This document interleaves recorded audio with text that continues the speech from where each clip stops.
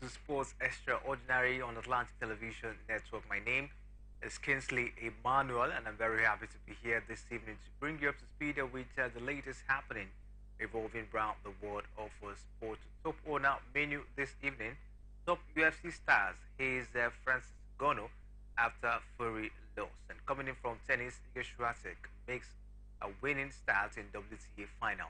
And in football, Lionel Messi set new career record. This and many more will be yours after the short timeout. Please stay with us.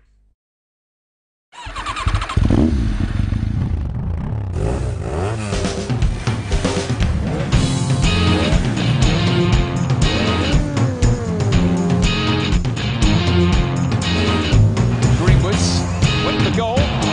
Goalkeeper missed it. Play again. Oh, by Brandon. He does a right hand and down goes Paul straight away.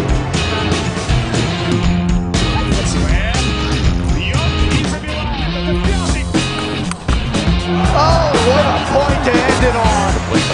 So now this is when they're at their best. And when they're 12 years for this. So drink it in. Still goes to Do I need love to be immortality as an athlete? 19.79. It's a goal. It's 8 goals.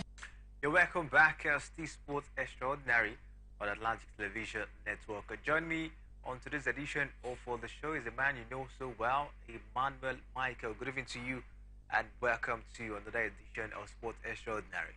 Good evening, Kinsley, and good evening to our viewers out there. Always a beautiful moment to do this with you. Always a beautiful moment, of course, to bring you the latest revolving around the world of sports. Let's talk boxing as former UFC champion Kamaru Usman and Israel Adesanya have shown their support for Francis Ngannou after his impressive performance on his boxing debut against WBC champion Tyson Fury over the weekend. Fury claimed a controversial split decision victory over the former UFC heavyweight champion in Riyadh, Saudi Arabia, and Ngannou knocked down Fury in round 3 after connecting with a left hook, but Juan George scored it 95-94 in favor for the Cameroonian. The two gave it to the Brighton at 96-93 and 95-94. The decision was met the Bulls around Boulevard Hall in Riyadh as it was announced that the UFC fighter had lost. Top sportsmen across the world, including former England footballer Gary Lineker and the NBA star LeBron James, expressed shock and disappointment at the result. Adesanya had placed a $20,000 bet on Ngannou to pull off the win in the fight, and also went to show his support during his bout against Fury. And post Fury's victory over Ngannou, Adesanya took to social media platform to extend his support to the former UFC heavyweight champion. Usman was also in attendance at the Battle of the Baddest and said he was very proud with his comrade debut performance in professional boxing. Michael, the support, of course, was all for Ngannou, even before the fight and after the fight. Definitely, you can't take away that support, and Kamaru Usman, this is their own. They came to show solidarity for their own because leaving the UFC to come to the ring to take a professional fight against a big man talking about Tyson Fury.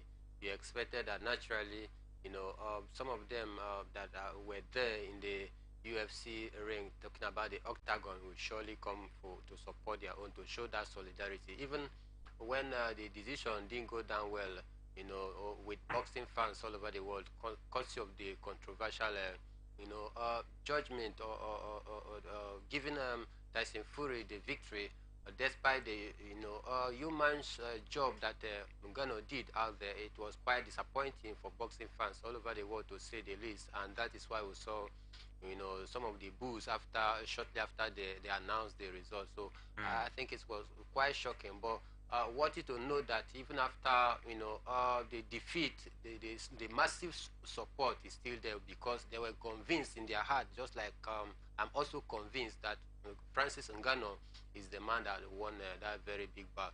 Despite the fact that he staked a very huge amount of money, $20,000, heading into that very one, you should expect him to be very annoyed or angry after the defeat, but nonetheless, he was still very much happy, showing that support because truly Francis Ngannou deserved the victory, to say the least. But for me, I think this is his first lesson, and I believe as time goes on, he's going to, perform more better subsequent time to come when he takes to the ring. Francis Ngannou, the man for the people.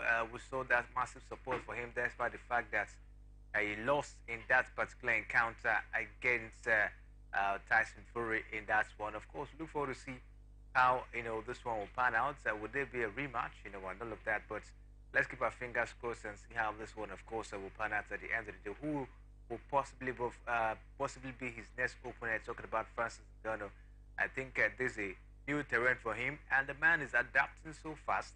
And we'll see how, of course, boxing will look like for him in the coming days. Let's talk tennis as we saw U.S. Open champion Coco Gauff, needed just 57 minutes to beat Ange Bois in an opening match at the WTA final. Gauff, who is 19 years, who is seeded third, won the first 7 games before an hour-long rain delay in Cancun, Mexico. When play resumed, the American quickly wrapped up a 6-0, 6-1 victory for her 50th win of the season. She just needed 57 minutes to take down Ange Bois. Was very, very disappointing performance from Ange Bois. Very disappointing, you want to say, and with her experience heading into that very one against Coco Gauff, I thought that Ange Bois will be able to replicate the form we saw her even at the Wimbledon final last time, but quite unfortunately that she has to lose to a teenager, just 19 years old, talking about Coco Gauff here.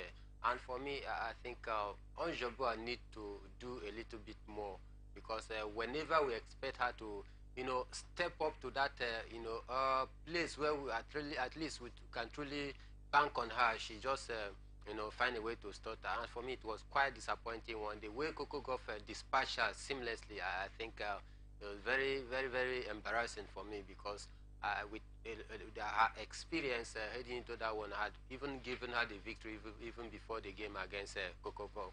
But then again, you can't take anything away from Coco Gauff, because she has been very scintillating this season so far. Interesting one, of course. Coco Gauff looking very, very fantastic in that particular one, and from what we've seen so far, it's been very, very fantastic for the lady Coco Gauff, in this particular one, as it is, and we hope, of course, she continue in this impressive fashion. 50th, career win this season. I think we've seen a really, really remarkable Coco Gauff this season.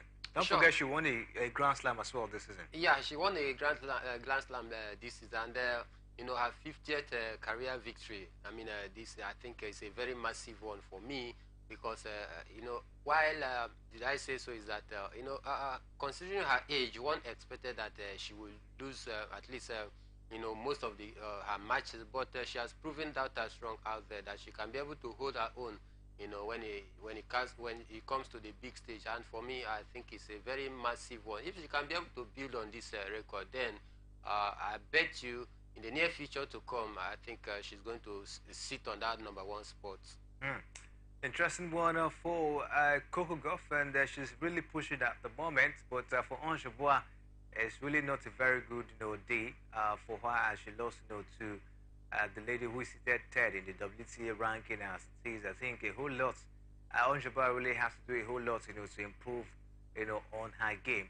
Now, away from that, we saw an interesting encounter between Iga Swiatek and Marketa Vondrousova. It ended 7-6, 6-love in that particular encounter. Now, the pool who is aiming to regain award #1 ranking from Arena Sabalenka struggled earlier on. Now, Czech Vondrousova, who is appearing at the season-ending finals for the first time, twice served for the first set, but Swiatek took control for the match, and her opponent was unable to respond in that one. Iga Swiatek, of course, still looking, for a way to gain back her #1 spot.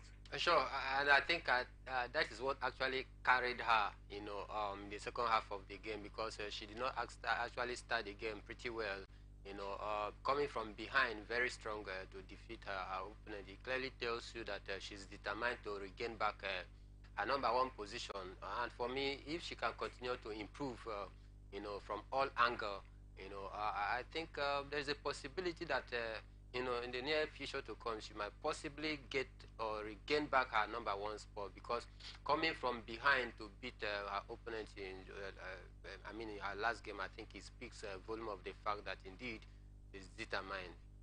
Of course, Iga Swiatek is very, very determined to get something, from this particular WTA finals, and she's also eyeing her world #1 spots as well from Arena Sabalenka. How far can she go? How consistent, can she be? I think that will really determine if she can get that #1 spot, from her at the moment. Let's stay away from tennis as we take a look at, other sports this time around. Basketball, as reigning NBA champion, the Denver Nuggets maintained their unbeaten start to the NBA season with a 110-102 success over the Utah Jazz. Serbian Nikola Jokic claimed the 107 triple-double of his career with 27 points, 11 assists, and 10 rebounds in a fourth win out of four for Denver, and that's one. It was an impressive one for Denver Nuggets, coming up with the performance or the form we saw last season. Very massive one for them. I think this is a team to watch out again this season. They have just picked up from where they stopped last season. They are not taking their foot off the gas or off the pedal. And for me, I think they have a very strong squad. And thanks to the fact that most of their key players are very fit, no one is on injury list. The likes of Nikola Jokic is doing big things out there, just like he started last season as well. He has also continued in that momentum by dishing out a superlative display. Not forgetting his teammate, talking about Jamal Murray also, who is also doing quite well as well. And they have not lost any game since the start of this NBA season. I think it's a nice one for Denver Nuggets. If they can continue to push and give all their best, I assure you, definitely they will defend, their title. But it is, we want to say that it is a too early call to make right here. But considering their scintillating performance and display for the couple of games they have played this season so far, I think I'm very convinced that if they can continue to replicate this kind of massive display and very consistent, I tell you nothing but the truth. They are going to, defend their title this time around again. As said goes, would the Denver Nuggets be able to defend the title? We'll keep our fingers crossed on that because there are still more matches to be played. Nikola Jokic is now tied with LeBron James and Jason Kidd for the fourth most triple in NBA history. Denver led by 10 points after the first quarter and controlled it after that. Now, Aaron Gordon added 21 points and 7 rebounds for the Nuggets, while Jamal Murray had 18 points, including 3-pointers. Elsewhere, Stephen Curry topped up 40 points for the second time this season as the Golden State Warriors eased past the New Orleans Pelicans 130-102. Curry, who scored 41 points in last game over Sacramento Kings, finished with a 42-point haul that included 7 3-pointers in that particular one. Michael, impressive one. Stephen Curry this time around as well for the Golden State Warriors. Last time didn't go well for them, but it seems as if the Golden State Warriors, despite the fact that they did start very well, maybe they might be one of the teams to watch out for. Definitely, and at the time where their star player Stephen Curry is picking up his form, I think this will propel Golden State Warriors to do big things this season. Though, just like you say, they've not started pretty well, but then again, you can cut them the slack. You will say that some of them have not gelled properly, but thanks to the fact that their star player is picking up, his form out there, I think this will help the team a whole lot, because if you have a star player in a team and that star player is living up to expectation, then other key players out there want to also step up their game, and by doing so, you be rest assured that Golden State Warriors, they are sure going to contend for the title this season. The new Warriors recruits Chris Paul added 13 points off for the bench, while Moses Moody and Teresa Jackson Davis also finished with 13 apiece. Zion Williamson and CJ McCollum led the New Orleans scorers with 19 points each. Warriors coach Steve Kerr was full of praise for Steph Curry's efforts. Now, like the Nuggets, the Dallas Mavericks and the Boston Celtics also remain unbeaten in the early stages of the season. The Mavericks defeated the Memphis Grizzlies 125 to 110 with 35 points, 12 rebounds, and 12 assists from Luka Doncic. While Jalen Brown, 36 points and 33 from Jason Tatum helped the Celtics beat the Washington Wizards 126 to 107. But let's bring you the full result. Charlotte Hornets, of course, where they lost. Charlotte Hornets, they lost in that particular encounter to Brooklyn Nets. It ended 133 to 121. Indiana Pacers, they lost to Chicago Bulls 112 to 105. Washington Wizards, told you, they lost to Boston Celtics 107 to 126. Atlanta Hawks beat Minnesota Timberwolves 127 to 113. Toronto Raptors, they lost to Portland Trail Blazers 99 to 91. Memphis Grizzlies, they lost to Dallas Mavericks 125 to 110. Milwaukee Bucks, they also they beat Miami Heat 122 to 111. New Orleans Pelicans, we told you they lost to Golden State Warriors 130 to 102. Oklahoma City Thunder, they beat Detroit Pistons 124 to 112. Denver Nuggets, we told you, of course, beat Utah Jazz by 110 to 102. LA Lakers, they beat Orlando Magic 106 to 103. LA Lakers, of course, the team where you have LeBron James at this time. I don't know what you make of the LA Lakers. Last season, they were, they came up with a surprise. Nobody expected them to get to the playoff last season, but surprisingly, with the help of LeBron James and the rest of the players, they were able to galvanize their way to the playoff, and we're actually looking forward to getting something very huge. And this time around, I don't think they've started badly. Well, I think considering their good performance last season, where they get to the playoff, for me, I strongly believe that will want to spur them to want to up their game again this season by making sure they go one step forward, beyond what they did last season. And LeBron James here, also a man at the center stage of it all, is also very good this season. Making sure that he carries his team. Talking about the LA Lakers, their win yesterday was not all that convincing, you want to say, but what matters is the result. 3-point disparity, 106 point against 103. That is 3-point disparity. It wasn't a convincing win, but then again, a win is a win. I strongly believe that if they can be able to replicate this form consistently, I think they will also go one step further compared to what they did last time, where they got to the playoff. Interesting. Let's see how it goes for the LA Lakers this Saturday. We told you they beat Orlando Magic by 106 to 103 points in that particular one. At this point, we'll take a short break, and when we come back from this break, we'll dive straight into the beautiful world of football. And we start with the team down here in Nigeria, Eyimba Football Club. A lot going down at the team at the moment. When we come back, of course, we'll unleash all you need to know about Eyimba at the moment. Please stay with us. From the line across the ocean to the land beyond the mountains, through the Sahara, we bring on sport news, live analysis, expert discussions on trending stories in politics, business, socio-economy, sports, and documentaries. So catch all the updates on the happenings around the globe. Stay focused on the fact today, only on ATN.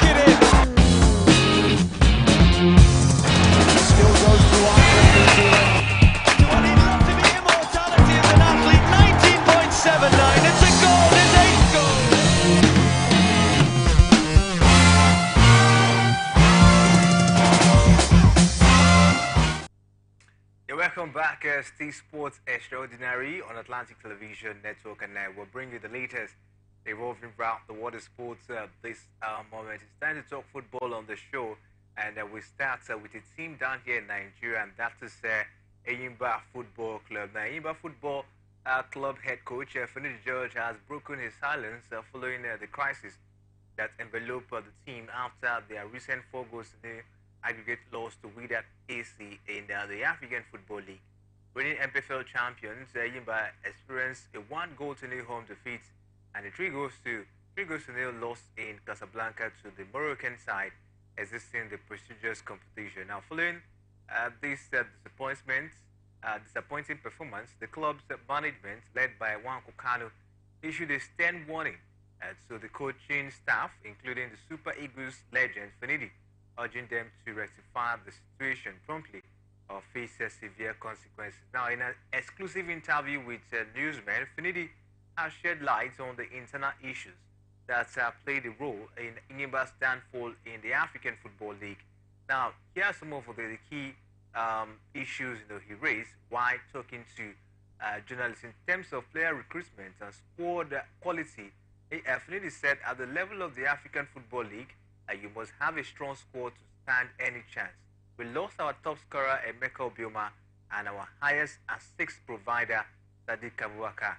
We also lost so many other top players whose experience would have been needed in the African Football League, but nothing was done to replace them right.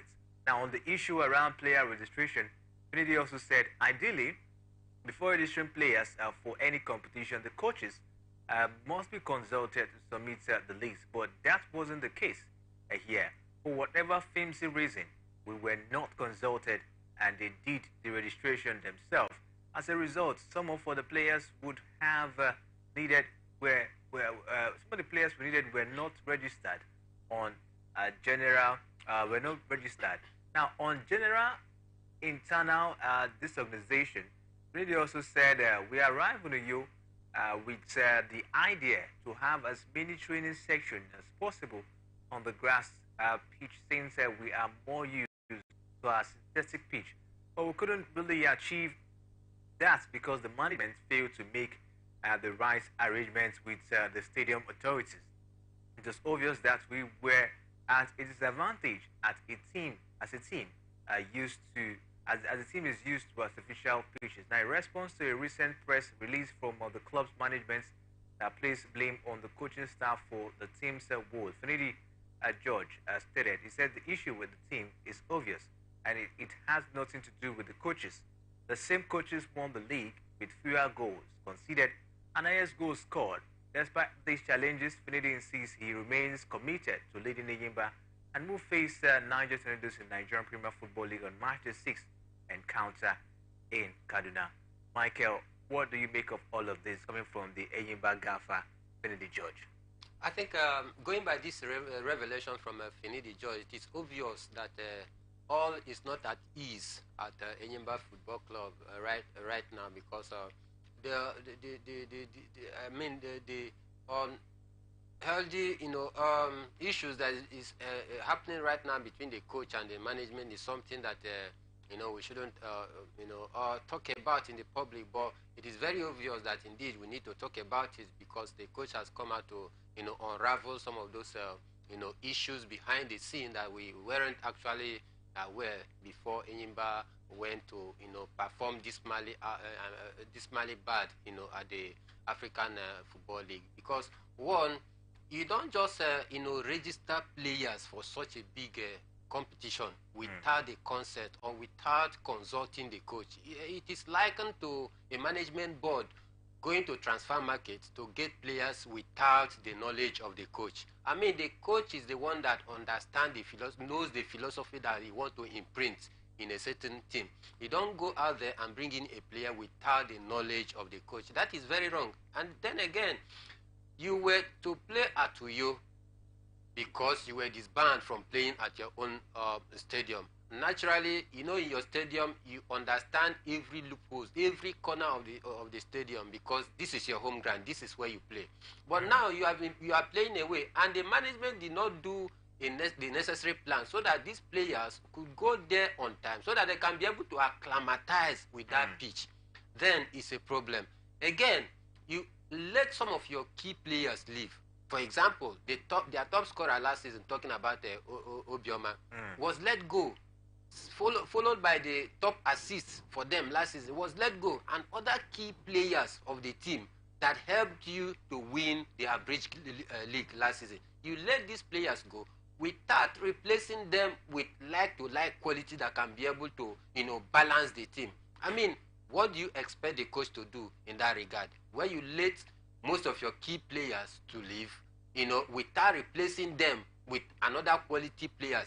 Again, you registered some players outside the knowledge of the coach in a tournament that the coach is going to stand on the touchline to dish out instruction. I mean, that is very, very unprofessional. And at a time where we think that the appointment of Kanu Nwankwo as ex-international and Finidi George also, who was his teammate, in the national team as well, we thought that synergy, that understanding and that cohesion should be there because of the fact that, they've played this game, this round later game. They understand, the intricacies or the metrics of this football.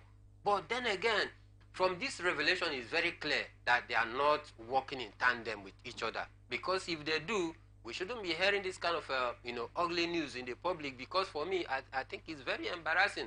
It shows to the world that indeed there is no unity between the management and the coach. And if you don't have that unity between the management and the coach, then I'm afraid Enyimba is devoid, and they are bound not to do well this season if they continue with this kind of disorganized and disjointed arrangement. Because at a point where you are not, where the coach is blaming the management and the management is blaming the coach, then who takes the blame? Who is at fault of the center of this whole issue? So for me, I think coming to wash their dirty linen in the public, it does not speak well for them as a team.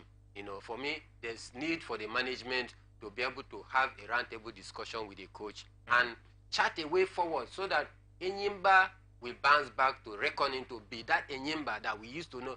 That same Enyimba that was able to win their first CAF Champions League trophy back to back. Not just winning it, they won it back to back. It clearly tells you the reputation of what Enyimba brings to the table when it has to do with African football, or clubs. Enyimba have built that reputation for themselves. And at the time where Kanu Nwankwo and Finidi George came into the fray, we thought that, well, all is well. And again, Kanu Nwankwo with his popularity as well, brought, sponsorship. The same sponsors that sponsored Everton Football Club of England, talking about a certain company. That is the same sponsor that sponsors the present Enyimba of Nigeria. It tells you how big, Kanu Nwankwo has a face out there, but it goes beyond having that face. There's a clear disparity between you being a manager and the difference between you being a player. These are two different things. But as for me, I think they should be able to, work hand in hand. They should work in synergy so that they will see to the progress of Enyimba Football Club. From what we've seen so far, what do you make of Kanu Nwankwo administrative progress, in this Enyimba side? Will you say that the man is just learning the rope, when it comes to football administration? Yeah, I would say so. He's learning on the job because he has not managed any professional club before in that regard. And from findings, I haven't been able to discover that though he has a football club, to which he's the one that is sponsoring that very club. But having a football club is different from being a manager of a certain football club. So for me, I think he's learning on the job, and there is this confidence and hope in me that indeed he's going to learn fast. It is too early days to call to say whether he's he has been able to learn properly well or not. But for me, I think for the fact that you are a ex-footballer, wouldn't make you a good manager. We've seen that in different occasions. But for now, I want to cut him the slacks because it is too early to call. For me, if given the time, I strongly believe that he's going to bring his wealth of experience, to bear in Enyimba Football Club. we look forward to see what Kanu Anko, of course, will be able to do with this Eyimba side. Things are not going down well with Eyimba at the moment. The coach, Finis George, has already come out, of course, to air his view about the abysmal performance for the team in the African Football League. So it's not a very good moment for Eyimba. Next up for them, we'll see them in March the 6th and against Niger Tornadoes, and we'll see if they were able to ground us in better results in that one. But let's start away from Eyimba, as we hear that Edo Queens yesterday proved that their group stage 2-1 defeat of Rainbow Stars Ladies was not a fluke when they defeated the Kanebe side 3-1 in one of the semi-finals of the ongoing Bestial Basket Women Football Tournament. Playing at the Western Boys Mini Stadium, Benin City, Edo Queens scored 2 goals in the first half through Ozakwe Goodness with Sulet Abedin, a lone strike, completing the roads in the second half. Edo Queens will now beat Bayelsa Queens in tomorrow's final at the Samuel Bumbudia Stadium, Benin City. To qualify for the final, Bayelsa Queens defeated Delta Queens 5-1 by penalty shootouts in the second semi-final at the Universe Sports Complex.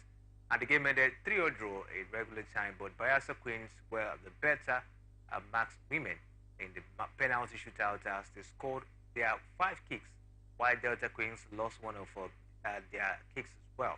Now, before the final game, Rainbow Stars Ladies will meet Delta Queens in the third place game same day at the Universe Sports Complex. Away from that, let's bring you an interesting news at the moment, because the Super Falcons of Nigeria, I tell you, they are the verge of qualifying for the Paris 2024 Olympics as they trash, yes, Ethiopia at the Moshood Bella Stadium in Abuja.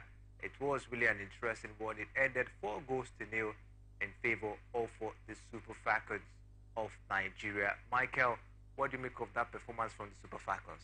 I think it's a 5-star performance. What matters most for me, I think, is the result. They have been able to ground out the results. I think it's a good one. Sisat Oshola, giving 2 assists there, scoring 1 goal. And Ajibade as well, getting a brace in that very one. It is very good to note that some of our key players out there, the Super Falcons, they are living up to the billings. And it's a good one generally for Nigeria and for the Super Falcons. Why? Because for the past 3 Olympic Games, Nigeria Super Falcons haven't been able to make it through. And for me, it would have been very disastrous if they actually lost this very game to Ethiopia. Though they went away at Ethiopia to draw 1-1. A goalless draw would have seen us through in this very one. But then again, you want to say that it's very, very good to note that we are able to score as much as 5 goals in that very game. I think it's a nice one, though they have passed first hurdle, remaining the second hurdle, because they have not actually qualified, because this is just the first phase of the qualification round. We hope to see them progress to the second qualifying round and make sure they pick the ticket necessary so that we can be able to be represented in the forthcoming Olympic game out there in Paris. Impressive one for the Super Falcons of Nigeria. We saw a goal coming from Uche Nakanu, and as well Rashida Ajibade getting 2 goals, and Asisa Shola getting a goal in that encounter. So the Super Falcons, they are the verge of qualifying to the Paris 2024 Olympics. It's going to be an interesting one after missing out in about 3 editions of the Paris 2024 Olympics. This is an impressive one for them, but they've actually been putting up this performance without the coach. Talking about Randy Wardrum, what's the situation with the manager of the Super Falcons, Randy Wardrum? I think the situation from information we've been able to gather is that the managers talking about Randy Wardrum, his contract is due to elapse, to expire in this month end, and we are expecting that a new contract will be given to the coach by NFF. The first leg against Ethiopia, he was excused because of personal issue, that we understand. But in this second leg, where we expected that he should be behind the touchline, we could not see him behind the touchline, and so many people are raising eyebrow, asking questions. So also we sport the journalists as well. We are asking same question: what is the reason behind Randy Wardrum not on the touchline for the Super Falcons in this second leg. I think for me it's very confusing. I can't actually give you an emphatic statement towards this end, because the tussle that ensured between Randy Wardrop against the NFF, before we even head to the last World Cup out there, there was back and forth tussle between Randy Wardrop, which is the coach, and the NFF, and we thought that they've been able to settle that dispute. We learned as at then that NFF were not ready to renew his contract, but courtesy of their Super Falcons' good performance at the World Cup, they decided to say, okay, because of the fact that they did Nigerian proud, they are going to renew his contract. But ever since then, we haven't had anything about contract talk between Randy Wardrop and NFF. And for me, I think they are leaving Nigerians and sport fans all over the world in the dark on the reason why Randy Wardrop is not in the touchline.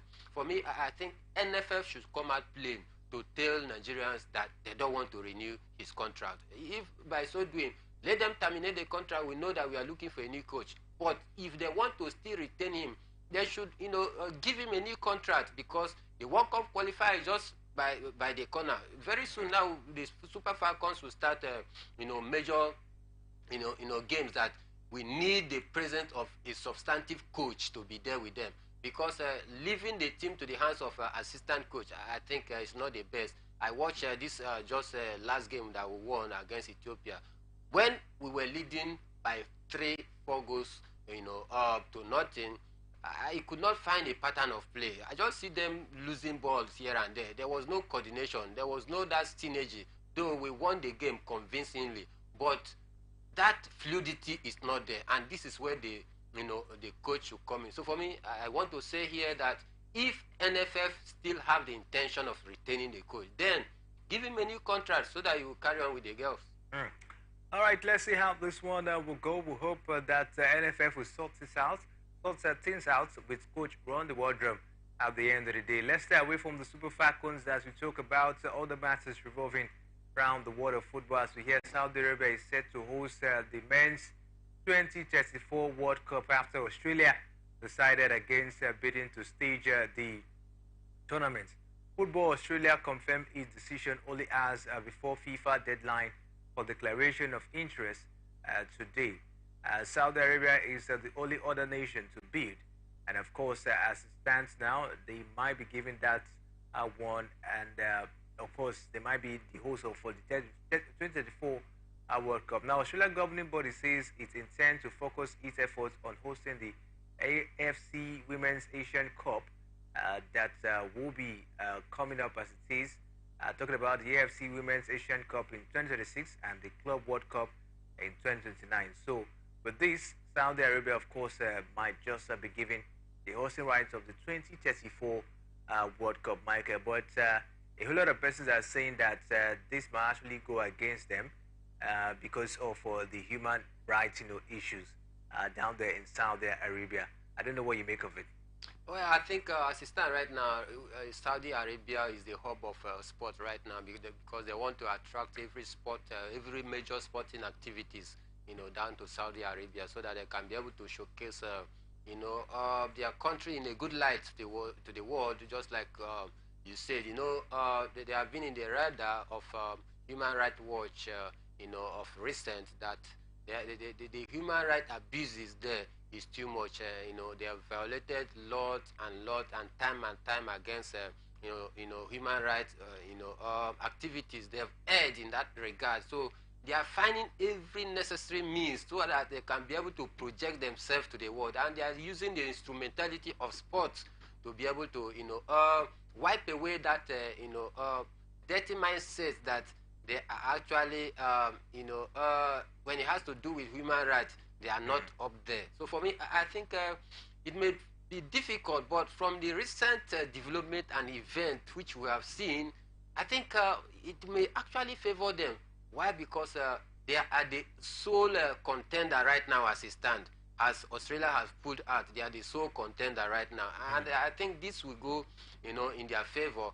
Again, we see some of the heavy boxing bouts, taken down to Saudi Arabia. Even golf and some other major, sporting events, they are tilting towards heading to the, Saudi Arabia, and we see how massively they have invested in football of recent, where some of the club break banks just to get key players from Europe mainstream football clubs, and they have succeeded in doing that, even getting the likes of some big name coaches as well down to the Saudi Pro League. So for me, I'm very convinced that in the near future to come, talking about 2035, they will be highly favored. Don't forget, in 2035 as well, they will be hosting 2034, they are bidding for the hosting right of the World Cup. But in 2025, they'll be hosting the Women World Cup. So I think they are highly favored. And going by the infrastructural, facilities that they have on ground, I think that also will play a very major role in them, succeeding in that regard.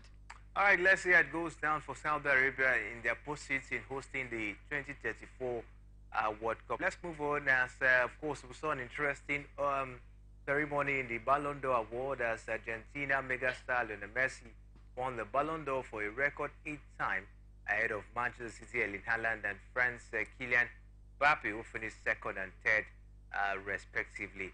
Michael, what do you make of this feat? First of all, what do you make of the organization for the Ballon d'Or ceremony yesterday? For me, the organization was second to none. We saw, a very big, ceremony out there where we have the creme de la creme of this world when you talk about sports generally, gracing that occasion as well. The likes of LeBron James, the likes of David Beckham, to mention but a few, they were all there to grace the occasion. And one thing that was very striking and wanted to notice that our own, musical icon, talking about Rema, also performed in a big stage out there. It clearly tells you how big Nigerian music industry is going to the world. Just of recent in the Champions League final, we also saw Burna Boy, did incredible things out there in the Champions League final. To talk less of Davido as well, who also, participated or attended or performed in one of those big stages. For me, I think the organization was very, very okay, considering the quality of this kind of award. I mean, when it has to do with the big names in the world of sports, not just football in quotes, they were there, and you expect nothing but superlative organization, and it actually lived up to the expectation. Interesting one, and we saw an impressive ceremony for the Ballon d'Or, and surprisingly, Victor Osimhen, Napoli striker, ended in 8th position in 2023 Ballon d'Or award yesterday. Was ahead of the likes of Karim Benzema, Jude Bellingham, Robert Lewandowski, and Mohamed Salah in the 2023 Ballon d'Or ranking. He became the first Nigerian footballer shortlisted for the award in 24 years, with former Eagles captain Nwankwo Kanu, the last Nigerian player that was shortlisted for the award in 1999. This is an impressive feat for Victor Osimhen, Michael. Very impressive feat, and this has put to rest, the debate of who is going to be the, African footballer of the year. Because having leapfrogged, Mohamed Salah, who was seated at the 11th position, it clearly tells you how far Victor Osimhen have come. And just like you said that you are surprised that he made it to number 8. For me, I'm not surprised. Why? Because I had to go back and, checked what he did for Napoli and for Nigeria last season. I think he's truly deserving, because last season, when you mentioned the likes of Karim Benzema, with Real Madrid last season, Karim Benzema did not win the league. You want to say they didn't get to the Champions League final, they were knocked out. Mohamed Salah for Liverpool, they didn't win the league, they didn't get to the Champions League final. So for me, I think Victor Osimhen's name, appearing there in the 8th, position on the log, I think it was truly deserving, because he shouldered the burden of Napoli after 33 years to be able to give them, the Scudetto. It's not something that overemphasize. He did pretty well, banging in goals after goals. I think for me it was very massive for him, and great one for Nigeria to see that our players are beginning to live up to the expectation, because it has long been expected after 1999 that Kanu Nwankwo made it to the list. We have not seen any Nigerian coming this far. I think for me it's a great one, and it is an open door of the success of Nigerian when it has to do with the world football. And at this time where our big name players are beginning to, fire from all cylinders, the likes of Boniface, the likes of Victor that we are just talking about, the likes of Gift Urban, just name them, they are doing pretty well out there. So for me, I'm rest assured that with this award for Victor Osimhen, definitely the world is recognizing Nigerian players, their effort, what they are doing out there. But then again, this has automatically put an end to the debate or question of who is going to be the African Footballer of the Year for me. All right, similarly, Aitana Bonmati won the 2023 Ballon d'Or Feminine Award, succeeding Barcelona international teammate Alessia Putellas, who won the prize in 2021 and 2022. 35-year-old Spanish midfielder led Spain to their maiden Women's World Cup title in Australia and New Zealand, winning the Golden Ball Award. The tournament, she also helped her club to win La Liga and the second Champions League title, and it has the UEFA Player of the Season award in August. But Martin's victory is a landmark moment for Spanish women's football. She's the first Spanish player to win the Ballon d'Or Feminine Award, and her victory comes at a time when the sport is enjoying a surge in popularity in the country. Meanwhile, for his charity in Brazil, Real Madrid star Vinicius Jr., founder of the Instituto Venue, Vinicius Jr. was named the winner of the Socrates Award, while his teammate Jude Bellingham won the 2023 Copa Trophy. Argentina's goalkeeper Emiliano Martinez won the Uchi Trophy winner. FC Barcelona Feminine were named Women's Club of the Year. English football side Manchester City was crowned Men's Club of the Year, and the Etihad outfit recorded massive success the last 2022 and 2023 football season as they won a treble of the English Premier League, English FA Cup, and the UEFA Champions League. And of course, Erling Braut Haaland was another man, of course, who got an impressive, award for himself yesterday. And that one was such, an impressive Ballon d'Or, ceremony as it is. But let's wrap things off. Danny Drinkwater has called it a quits, in his career at the age of 33. Well, I think it is high time that he, hang up the boot. Why? Because he's no longer getting, making that wave when we used to see him. I think he played the best part of his football with, when he was at Leicester City. Moving down there to Chelsea, he was unable to replicate that form, and Chelsea let him go on loan. From there, he has to, jump from one club to another, and he was unable to discover his form. So for me, I think it's a nice one that he hangs up the boot this time. All right, at this point, we call it a wrap on the show. We can't go without telling you that Lionel Messi is a sports extraordinaire for winning his 8th Ballon d'Or award. Special thanks to Michael for doing justice on the show. Don't forget, peace and unity are always the pathways to progress, man. Name is Kingsley Emmanuel. Thanks for watching.